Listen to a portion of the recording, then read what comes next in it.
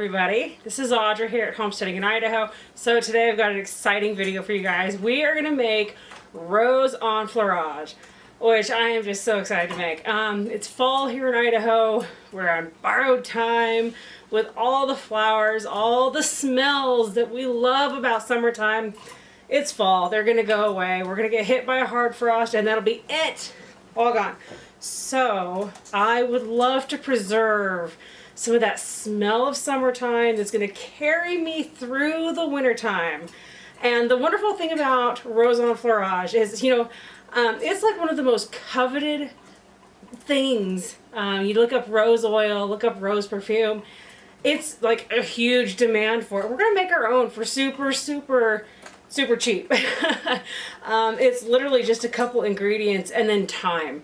Thankfully, I should have enough time to do this because this process is going to take anywhere from, you could probably do it in a week, but you're not going to have the most fragrance, if you will. You're just not going to be that strong.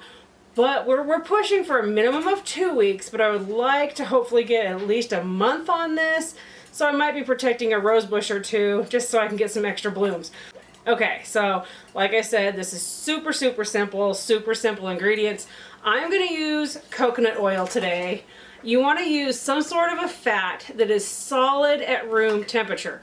I have some beef tallow that I have, but it's not quite ready to use, and I want to get this for the roses. I want to get this started right now. I don't want to have to wait. So I am going to go ahead and use coconut. Like I said, you want to use something that is solid at room temperature. Rendered lard from pigs, that's another one. Once the smell of it is gone, you've rendered it down, just like with beef tallow. They're excellent. They're great for the skin, great for absorbing smells. But today it's going to be organic coconut oil. And of course, I went and picked a bunch of my roses. I have a little bit of stem on the bottom of them, but that's not going to be a bother because when we put these in, it's going to go straight down like that. So it's not a big deal. And then, get those out of there, I am going to use a pie plate today. You want some sort of a container like glass or stainless steel. Others aren't the greatest choices. Some folks do use wood. But you have to be aware of any potential for absorption of other smells. So I'm going to use glass today. Now we're going to be using the entire flower. We're not going to be taking off petals. We're using the rose just like this. But first things first, we need to put some coconut oil in our pan, our cookie sheet.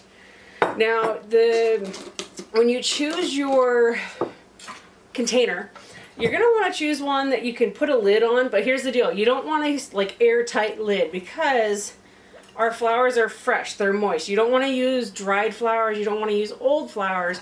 You want to use flowers that have opened up, maybe a little bit wilty. Pick them, like today I picked it. It's kind of the heat of the day. It's not like that hot though.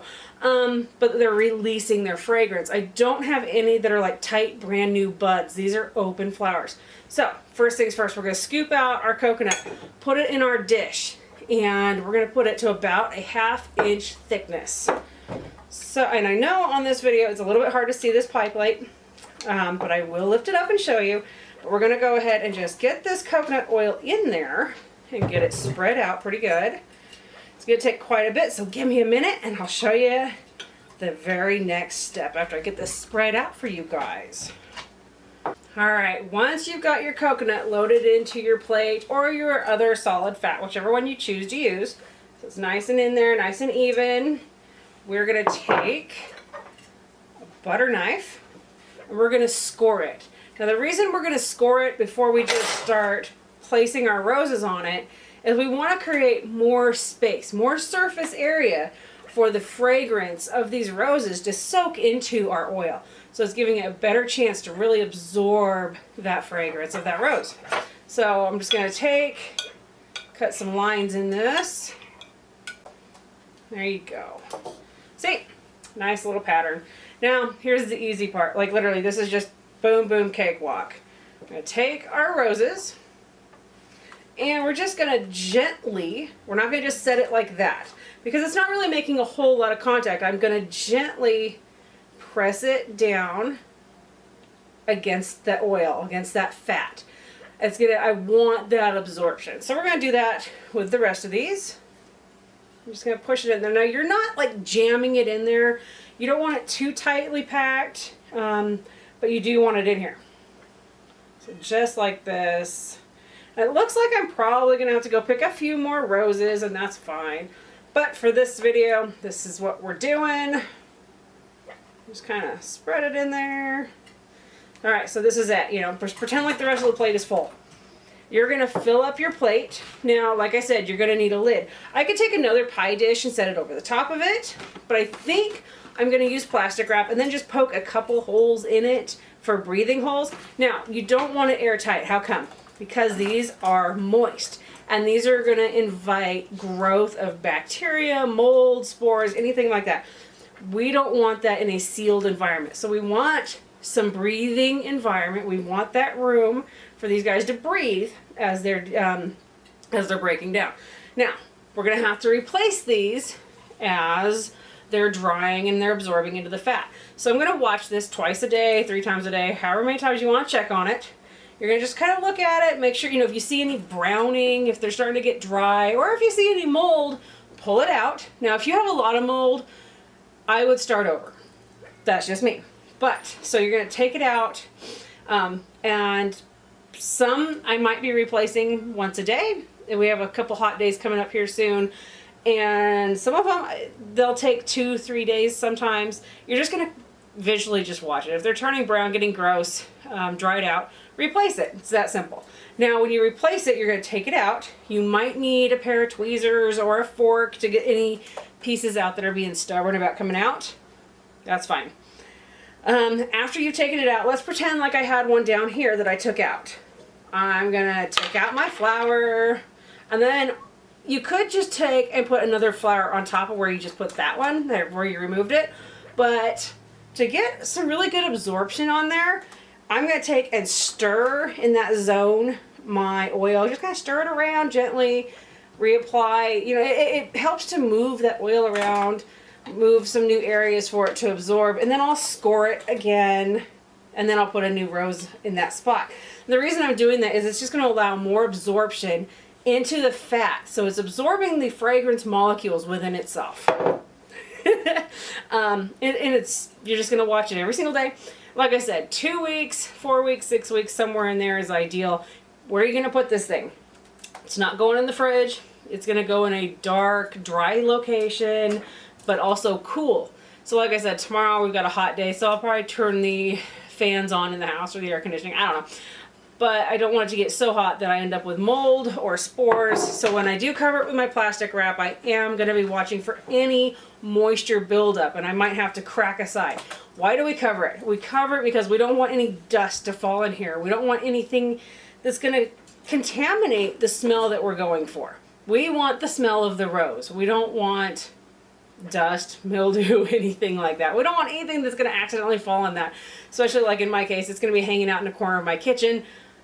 I don't want any kitchen smell, so we're just going to let it hang out with a cover, but I'm going to poke some holes in it with a toothpick, and that's how we're going to let it breathe. When it's all done, all the roses come out. We'll have to pick anything out of it that might have stayed behind, maybe, you know, little stamens or petals, anything that's, you know, just pull it out. And then we're going to mix it really good. Just, you know, it doesn't take much, you know, use a spoon to mix your oil up really, really good. And then, what are you going to do? How do you store it? I'm going to put it in a jar. It actually, with this amount, it'll be a jar bigger than this. And I will put a regular jar lid on it, and I'll label it, and I'll label the date. And I'll just store it in my, probably in my bedroom or my bathroom in a dry, cool location in the darker area. And it will be good for roughly a year. So how do you use it? Okay, let's talk about that. You're going to gently put your finger into it. And the best way to wear it, I've found, is like your pulse points. That's where your body's producing some warmth from your pulse. So you're going to gently put some on your finger when you're ready to wear it. Put it behind your ear, maybe on your neck, your wrist. You can also, at your ankle joint, you can also put some on at your ankle or behind your knee. So, you know, get creative, wear it however you want. And I'll be honest, rose is fantastic for the body, and It works really, really well on your face if you don't mind oil. I prefer to use my beef tallow when I do that, when I make an oil for my face, but I've used coconut oil on my face as well and it doesn't bug me. Or dry spots on my skin.